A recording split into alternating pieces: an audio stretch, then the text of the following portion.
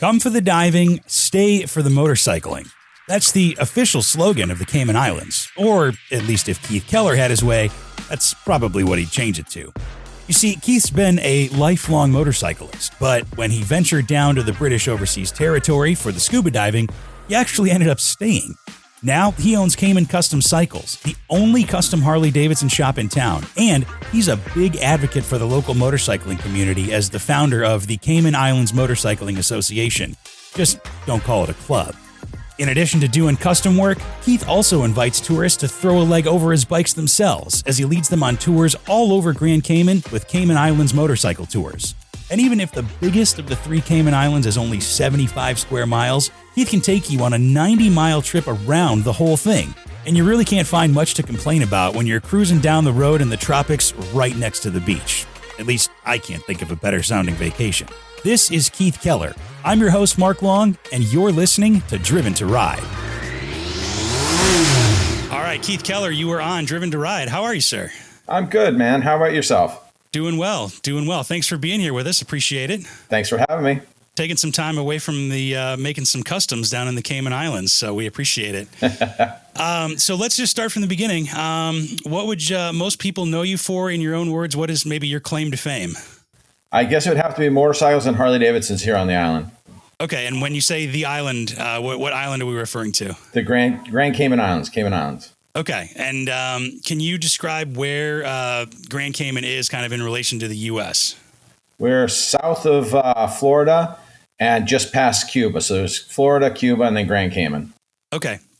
Yeah, it is a beautiful spot, and I guess I should do some full disclosure here. I met you when I was down in the Cayman Islands on a great trip. You gave us a great tour of the island, had a great Harley to ride on. It was a fun time, so that's how we got connected. And I was fascinated that there was even a Harley custom shop in the Cayman Islands, because you're the only one, right? I'm the only one. So I know you originally you are from the U.S. So let's just start there. How did you get into motorcycling to begin with? Probably close to 8 years old. My parents got me a Honda 50. Okay. And I love that bike, man. We took it everywhere.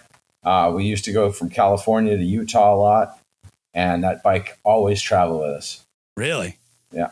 So just like stuck it on the back of a pickup truck, or? Yep. That was it. Nice. So you were riding around in like fields and stuff, or around the neighborhood? And absolutely. Yeah. No, just up in the mountains in the fields, on the dirt roads. I was born in California, but I grew up in Colorado. Okay. So yeah, you probably, between those two, you were lousy with amazing places to go ride.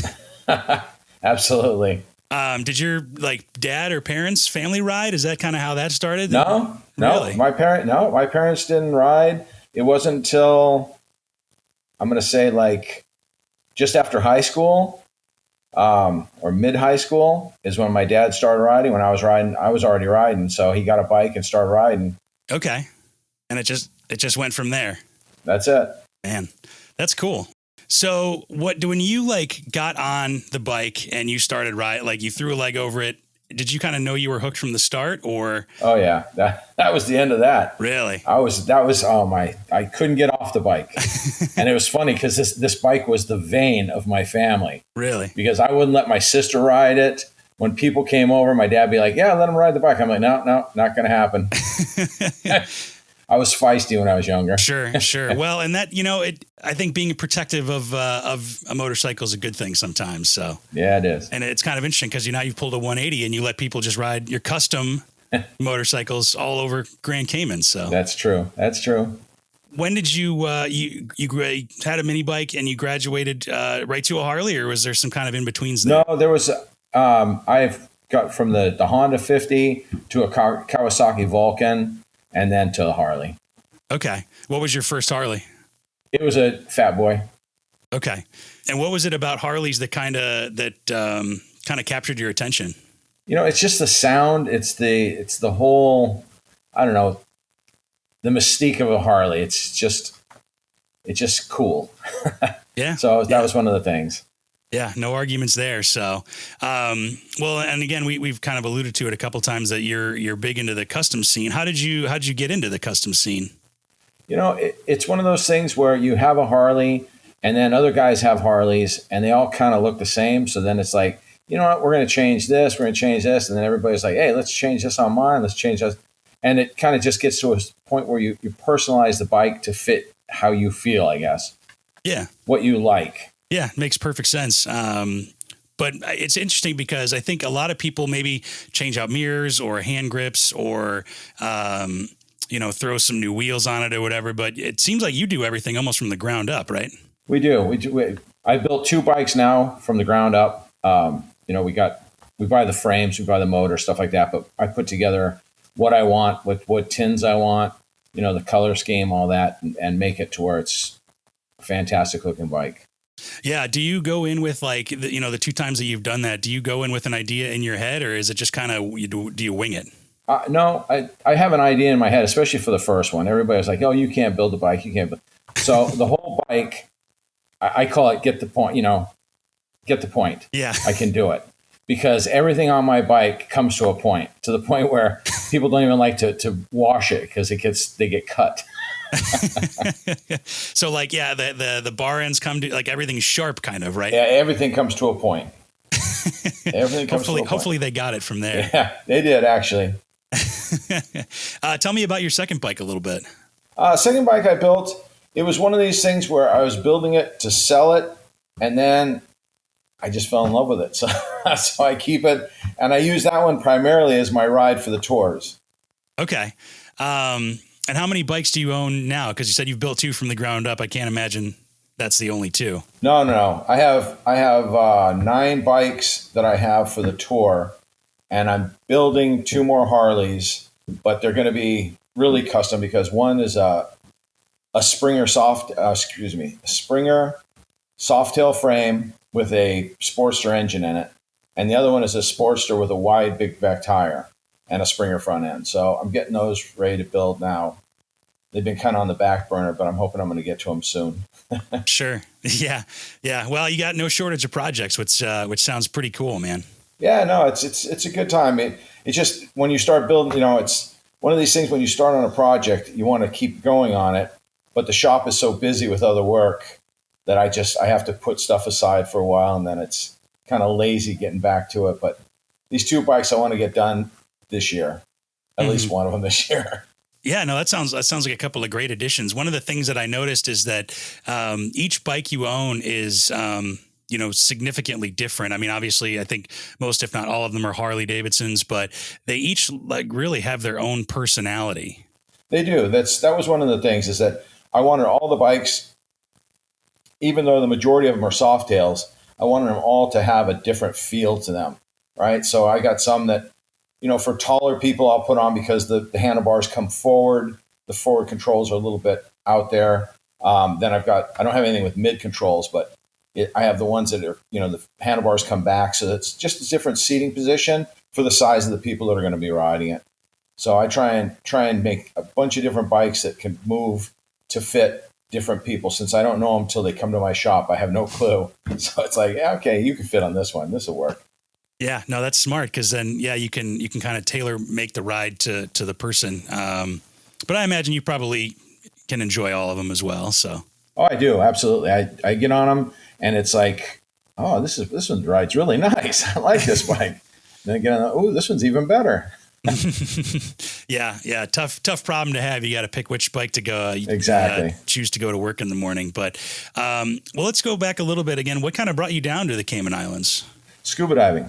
Okay. Scuba diving. It was one of these things where, again, I was born in California, went to junior high in California. My best buddy, he was from a divorced family, and that worked to his benefit because his mom would buy him everything, right?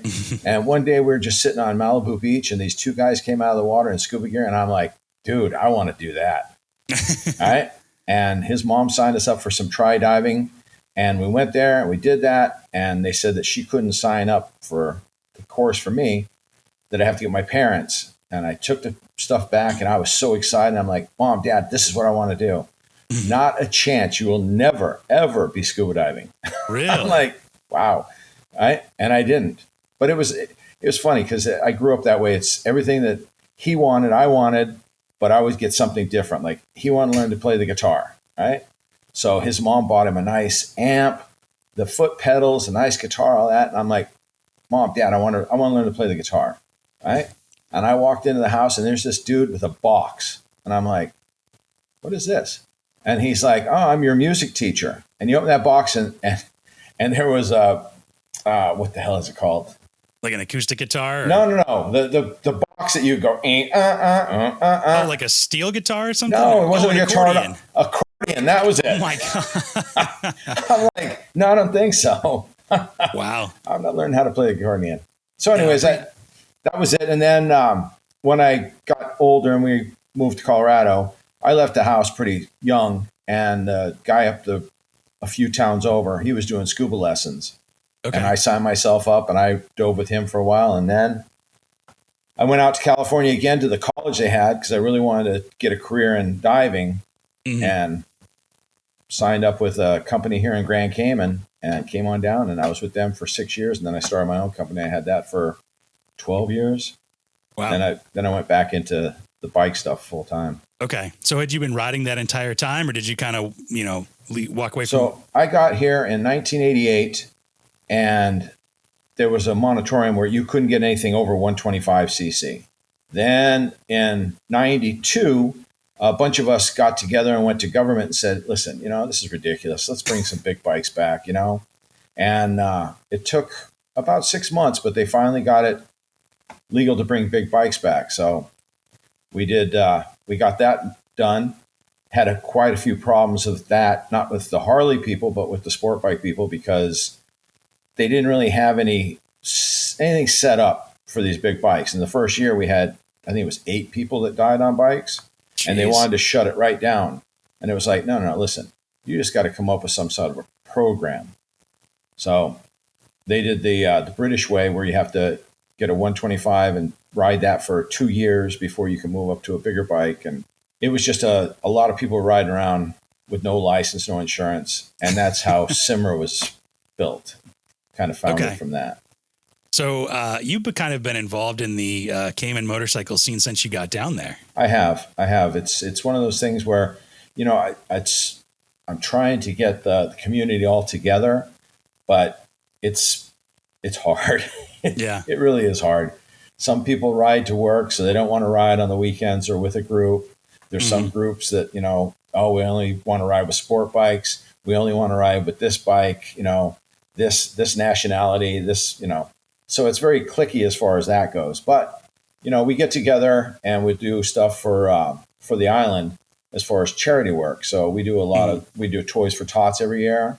So we put out probably about 12 to 1,500 toys to kids every year. Oh, wow.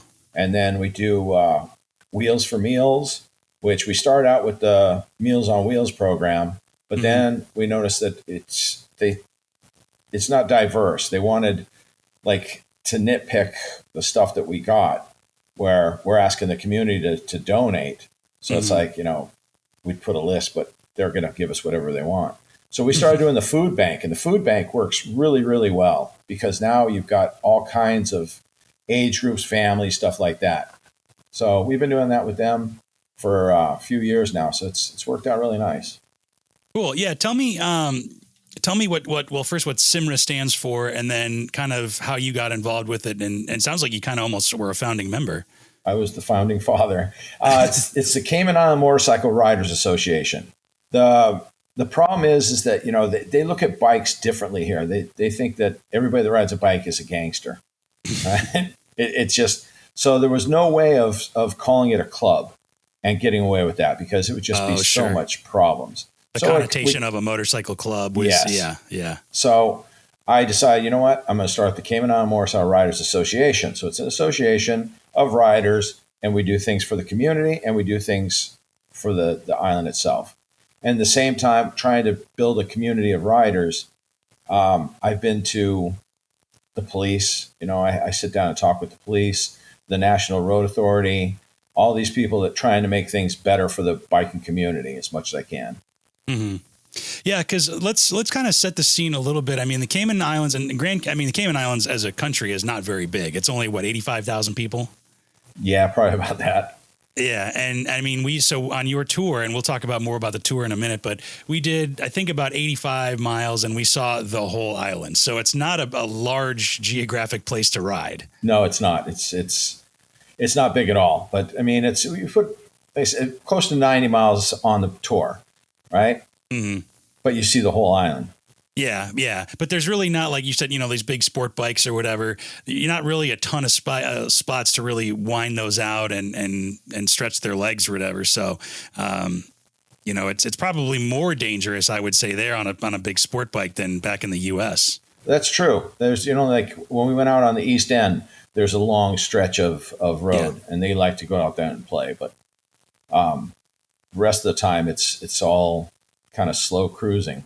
Yeah, and that's what I thought that the Harleys were perfect for. I mean, you can maneuver them through downtown Georgetown, no problem. But then you can kind of open them up a little bit out on that East End where there are some open roads. I mean, it's like the perfect bike for it. I was in my element, man. Absolutely, it's so much fun. It's just you get to see all the stuff that's going on, and being on a bike, it's so much better than in a car. Right. You see a lot more, you hear a lot more, all that. So it's nice. It's a great thing to cruise on a Harley, I think. Yeah. I remember passing by a couple of tour buses and I thought, man, they got it all wrong. Yeah, absolutely. So, because one other thing that's an extra layer of difference in the Caymans is that you guys drive on the left side of the road. Yes, we do. And it's really interesting because, as a bike guy and just a car guy in general or whatever, you see cars that have left-hand drive, cars that have right-hand drive, some from Japan, some from the UK, from America, from all over the place. And it's just such a mishmash of like international automotive culture. It is. And then you've got people that, have never drove on the left, and here they are in a right-handed car, right? It's like, those are the best ones because you always know that they're the tourists. Oh, yeah. Because when they go to hit the turn signal, it's the windshield wiper because it's reversed. Right? Oh, yeah, because the stalks are reversed, too. So you see that windshield wiper go on, you're like, tourist. Yeah. Be careful. You're not from here. Because that's one of the things about the Caymans is that there is a big kind of tourist, it's a tourist destination, and especially for a lot of cruises, right? Absolutely. We have the cruise ships that come in basically like 4 to 5 times a week. Mm-hmm. And then we have the fly-ins that come in. And it's a popular destination for scuba diving, snorkeling, just going to the nice, clean, white beach, the whole 9 yards. Yeah. Yeah, it is paradise. I want to ask, though, where did you get the idea to do the tours? Or did you start the custom shop first and then do tours, or one way or the other? Or how did you kind of get started with all that? No, I did the shop first. I started the shop. There was a guy that I know that him and another gentleman from Texas had started the tours. Okay. They kind of went about it, I think, wrong. So it didn't last long because they were pretty expensive, actually really expensive. And they were offering an 883 Sportster. Oh, okay. Right. So most people that come, they want to try a different bike. Sure. Most of them don't want to go down to a Sportster. They want to kind of stay with a bigger bike. Mm-hmm. So, and then they had this thing where the guy that was just getting paid a salary, so whether they went out or not, it didn't matter. Mm. So he'd be like, we have 6 bikes, but I'm not going out unless there's 4 of them rented, right? And at $500 a clip, it's like, you know what? You go out with 1 bike, man.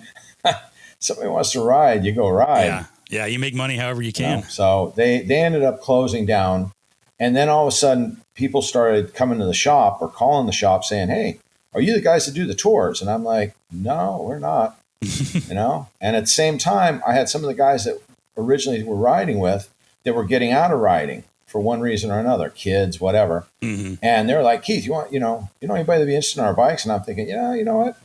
I think I'm going to buy your bikes.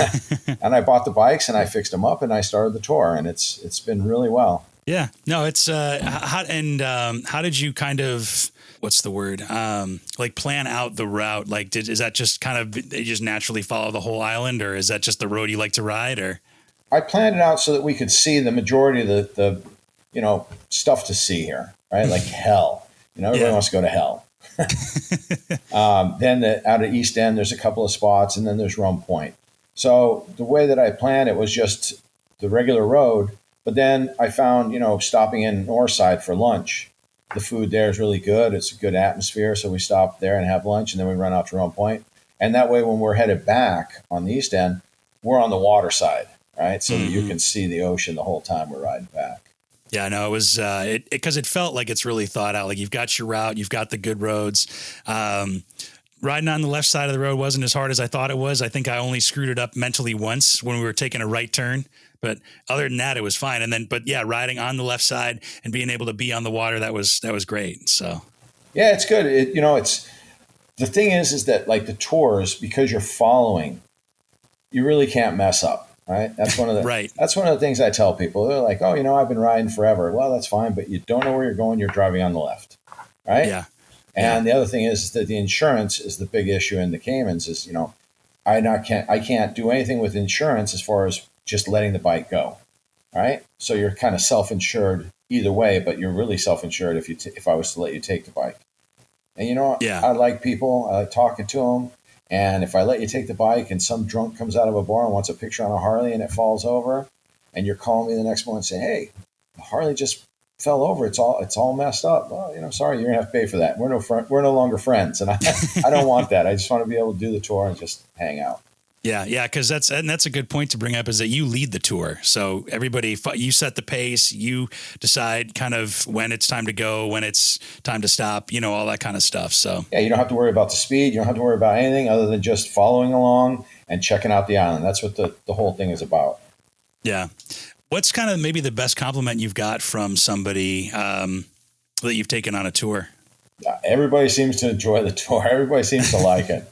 Yeah. The funny part is I get these things where, people are like, hey, I keep seeing that you have like a 5-star review on every review you get. And, that's impossible. I'm like, okay, whatever. And we do the tour and they're like, I'm going to give you 5 stars. That's almost like you got to come see it for yourself to see if it's the right thing or the real deal. So yeah, absolutely. How do you because you get people from cruises, you get people from fly-ins. How do you kind of assess somebody's riding skill? Because like you said, you don't meet them until they come to the shop. So yeah, that's one of the things is, when they get to the shop, first thing I do is have them fill out the paperwork. I talk to them a little bit about, what they ride back home and this and that. And you get a feel, like if somebody says, hey, I used to ride 10 years ago, I know right away I'm in for a possible problem. So it's like, yeah, we're going to check this out first. But I have everybody go around in an area around the shop that I can watch them and get them comfortable with the bike before we head out on the road, because otherwise it's just taking a chance. So I'd rather do that and have something, if there's going to be a problem, have it right there by the shop and be able to say, no, ain't going to work. Yeah. So you've probably developed a pretty good sixth sense for reading people and their riding style. I do. I do. Without maybe being too specific, can you share any red flags that you've kind of noticed that are kind of happen over and over and over again? When people via email, to start with, start talking about all their experience and all the things that they've done and how they ride these great bikes and blah, blah, blah. That right there is just a red flag for me. It's really? Just, yeah, when I was in diving, it was the same thing. Oh, I've dove here and I've been there, blah, blah, blah. Those are the people I have my eye on the most. I imagine. Yeah. It's one of those things where it's like the people who talk about it the most probably don't have the skills to back it up. And the people that are like, yeah, I ride here and there. Or I've got, don't talk about it too much. You never have to worry about them. Absolutely. So you mentioned there were some similarities, at least the people or the reading people from scuba and motorcycling. Are there any similarities you think between scuba diving and motorcycle riding? Oh, absolutely. It's all about sense, right? It's when you get underwater, it's a whole different ball game, and your senses are alive, and you're just having a great time.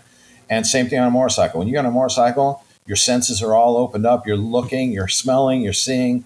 It's just fun. Either one is just fun. They're both, dangerous, but they're fun. As long as you know what you're doing, it's a great time. Yeah. Well, I guess if you didn't want any risk in your life, then you just stay home on the couch. So absolutely. So we talked a little bit before too. Do you go back to the U.S. at all to ride? I do. I go back at least once a year. sometimes, depending on how things are going at the shop and all that, I'll go back 3 or 4 times. But I always do one big trip a year. Okay. For at least 2 weeks. All in the U.S.? Yes. Okay. So like, we had a great time. There's 4 of us that live down here, and another 3 from the U.S. in South Carolina, North Carolina, that we all got together. And it was the first time I met quite a few of them and rode with even the guys from here, away from here, right? Here it's just flatlands. And we all did a big trip in Colorado, right? And it was the most amazing time. We spent 12 days. We did 4,200 miles. We went through Colorado, Utah, Arizona, and New Mexico. Then back through Colorado to get back to Denver to fly out. But we did an incredible trip, and it's one of these ones that we get together all the time, and even just through emails and messages, it's always, hey, remember we did this on this trip? It's just a lifelong fun time. This last year we went and did all of the Blue Ridge Parkway, half of the Skyline Drive, the back of the Dragon, and then went over and did the Bridge Tunnel and then the Outer Banks, and it was a phenomenal trip. Next year, we're already planning on going to Sturgis, so for the 85th. Okay. So we always have something planned, and to go and do a big ride. And like I said, if I can get out of here for a week or something, we go up and just ride around North Carolina, Tennessee. Like the Dragon is one of the big rides we do all the time, and Rattler and all that. So it's a good time. Is it a big change to jump back to the right side of the road, or? No, because I follow. There you go. I don't lead, I follow. Yeah, that's smart. You know when to lead and know when to follow. So exactly. Yeah, because you're probably more used to being on the left side of the road now that it's weird to go back to the U.S. and do it that way. I can't drive. I can't drive in the U.S. I can't. If I get in a car, I'm always making the wrong turns, right? When we go into a corner, I'm like getting on the other side. It was funny because I was here for probably a year before I went back to Colorado. And, I had a hot rod that everybody knew. So everybody knew if my car was out, I was there, right? Okay, yeah. And I was driving around with my mother, and she's like, why do you keep getting on the wrong side of the road? I'm like, I don't know. And then one night, the guys were like, come on out to the bar. We'll have a good time. And the whole time back, and I'm like, you know what? I'm going to take it easy. I'm going to be cautious, right? Sure. So I'm driving, and I'm like really looking at every stop sign and all that. And I'm getting closer to my house, and all of a sudden, here's this semi coming straight at me. Oh, no. The whole time, I was on the wrong side of the road. It's just what your brain's hardwired for after living down there for that long, man. That's so wild. And it's funny because I go up to the States, and I see friends that come down here a lot. And we get in their car, and they're driving on the wrong side of the road. They're like, I'm not in Cayman anymore. Right. Yeah. Yeah. It took me a minute to get reacclimated, but on a bike, it seems like it's easy. It is easy to flip back and forth on a motorcycle. It is. You're just, again, you're following and you're going, and you have a lot more lateral movement to play with. So yeah. And you're paying attention. Yeah. Yeah. Yeah. So let's go back to the custom scene for a minute here. Is there kind of a big custom Harley scene in the Caymans? No. No, we've done about 7 bikes for people, right? Where they had their bikes and they decided they wanted it completely customized. They wanted something changed up and all that. So we did like 7 bikes so far, but the rest it's mainly just service and repair. Okay. That's pretty much the bulk of the business. Sure. Well, I remember walking in and you guys had probably about half a dozen bikes strewn around. So it seemed like you were pretty busy, had plenty to keep you busy. Always. The shop's always busy. Yeah. And it looked like you work on not just Harleys, but there were a couple of Japanese bikes there. And I think somebody had dropped off a street triple while I was there. So yeah, we work on everything. We even work on scooters. Yeah, there was a ton of those around there. I'd say that, is there like a scooter scene or anything like that, or no? No, not really. No, everybody uses those just to go to work. It's just more for utility. Yeah. Yeah. You mentioned that kind of the bike scene in general is kind of fragmented and people only want to ride with sport bikes or Harleys or anything like that. Why do you think that is? I don't know. I have no clue. Fair. It's like, there's people that won't ride if they see a cloud in the sky. Right. And there's others that want to go out like the crack of dawn. It's like, listen, bro, it's my day off. I'm not getting up early on my day off to go for a ride. I'll get up regular time and we'll go out and have a good time, but I'm not going to get up early. Yeah. And some people like to go out late, right? It's like they want to go out right before dark. And it's like, it's totally weird. Yeah. It sounds like almost like it's like a microcosm of every different stereotype of motorcyclist you could think of, but it's just because there's only 85,000 people in that area that, there's a handful of each stereotype instead of like finding your group of people or whatever. So absolutely. I mean, even people that stay on the island, they're like, they come out on the tour and they're like, hey, are there many bikes here? And I'm like, yeah, there's like 375 Harley-Davidsons here. They're like, what? We haven't even seen one bike. Yeah. I'm like, yeah, it's you have to get up early in the morning and watch them ride to work or go out on the afternoons, on the weekends. Yeah. And that's pretty much the only time you're going to catch other bikes. Yeah. Yeah. I mean, because it's paradise and it's a vacation spot for some, but for yourself and a lot of other people, it's how you make your living and you get up and go to work today like anybody else. Yeah. But it's funny, if you remember, when we ride through the tour, when we ride through like Georgetown. Yeah. It's almost like the paparazzi. All the cruisers are just taking pictures and video. It's like, oh, look at these cool bikes coming in. I can't believe there's bikes on this island. Yeah. Yeah. We did get a lot of looks. I remember that because, and 7 Mile Beach is kind of that main western end of the island. And that's where most of kind of the hotels and the big touristy stuff is, right? That's correct. Then you have downtown Georgetown where the cruise ships come in and they bus them to the 7 Mile Beach area. So talking about going back to trips and stuff a little bit in the U.S., do you have maybe either and I would say maybe in Cayman, but it's probably more in the U.S., like a favorite trip that is in your head, maybe that Colorado one or? That Colorado one is probably the biggest one because it was the first time with this group and it was a laugh a minute. We had so much fun and it really put the 8 of us all together. Yeah. And I mean, lifelong friends from not knowing but one guy to having 8 best friends for plenty of years. We did that trip in 17. So, it's one of these things where we get together all the time. Either they all come down to Cayman and we ride here, or up there we ride together. We do different things, Yeah. Yeah. Motorcycling, bringing people together. Absolutely. Do you have any maybe motorcycle heroes since that you look up to maybe or looked up to when you started riding? Not really. I mean, there's a lot of great builders out there. Absolutely. And I think that they're unique in the stuff that they do. But as far as a hero, not really. I think more of the hero is the people that, have overcome something like lost a limb and is still getting on a motorcycle, right? Like there's a one on Facebook with a guy from, it was in Iraq that lost both of his legs and he's on a motorcycle with his prosthetic limbs. And it's just like, that's the hero. That wow. Really is, because I know too many people that, all they have to do is fall over on a bike and they're done. I'm done. I'm never going to ride a bike again. Yeah. Right? Yeah.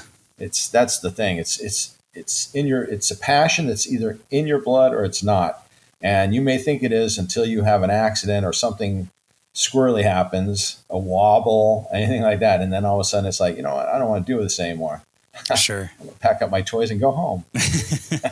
Have you encountered anybody like that on a tour where, they maybe made a mistake or did something squirrely and they kind of cut it out from there? Like they were done riding? Not really done riding because the bike has come back to the shop, right? It's got to get there one way or another. The show must go on, right? Yeah. But yeah, I've had a couple of people that have just they've had some issues, but we've managed to muddle through it and get it back. So yeah, I mean, to you've been riding for a very long time.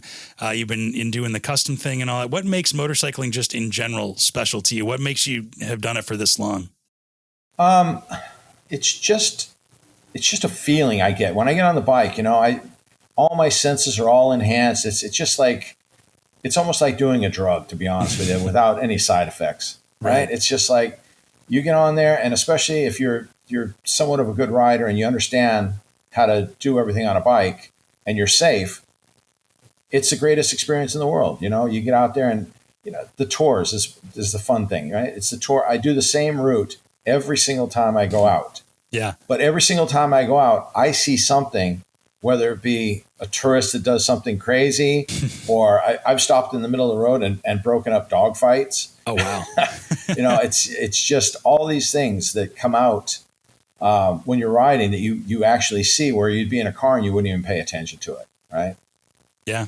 Most people, they get in the car and they're eating a hamburger, they're messing around on their phone, they're listening to the radio, they're doing all this stuff that really, because they're in this cage, it doesn't bother them. Right. But the minute that you're on a bike, you have to pay attention to everything around you. Mm-hmm. And because of that, it just makes the whole experience so much better. It's just, to me it is. Yeah, I mean, there's a part that in the tour that sticks out in my head where we were just cruising down. I think it was coming down back from Run Point. We were on like a highway going like 50, 55 miles an hour. East End. I wasn't even thinking about like riding. It was just enjoying, where we were and being present. And yeah, you're not the best times on a bike. You're not even thinking about like physically riding the motorcycle. You're just taking it all in. And absolutely. It's almost an out of body experience. You're just on the bike riding and everything is just like around you. Yeah. Yeah. It's the force. And just ride, like, being able to ride on this nice road and then there's a beach and, the ocean or the Gulf next to you. And it's just like, you really can't get much better. No, I can't. So, last thing, how can folks connect with you? I mean, if anybody that I know is going to the Caymans that has a motorcycle license, I'm sending them your way. So, but how can they get a hold of you? CaymanCustomCycles.com or CaymanMotorcycleTours.com. Any one of those is the easiest way. Nice. And is there any spot where we can see pictures of the bikes that you've customized? On Cayman Custom Cycles, I think that there's a few on there. And then there's a Facebook, Cayman Custom Cycles Facebook. And I think there's more on the Facebook page. I'm just not a social media guy. I really am not. All good. I have too much. I don't have time really. There's so much going on. And it's just like when I do the tours, I'll take a picture and I'll do a little blob and upload it on the WhatsApp or the Facebook for Cayman Motorcycle Tours. And that's pretty much as far as I get. Yeah. Yeah, you got a lot of good looking bikes. So, it'd be cool to share those. So, well, Keith, thank you so much for being here and we appreciate it and hope to see you down in the Caymans again. Absolutely. Thank you for having me. Really appreciate it. Thanks for listening to Driven to Ride. Interact with us and check out full unedited conversations, photos, interviews, video interviews, plus other goodies on YouTube or Instagram at Driven to Ride Podcast. Or you can check us out at driventoridepodcast.com. And make sure you leave us a rating and review from wherever you get your podcasts, too. If you have an idea for an episode or a guest, or you want to invite us out on an adventure, email us, hello@driventoridepodcast.com. Driven to Ride is wholly owned by Flint Rock LLC, made possible with help from Matthew Miles, and written, hosted, and produced by me, Mark Long. We'll see you out there.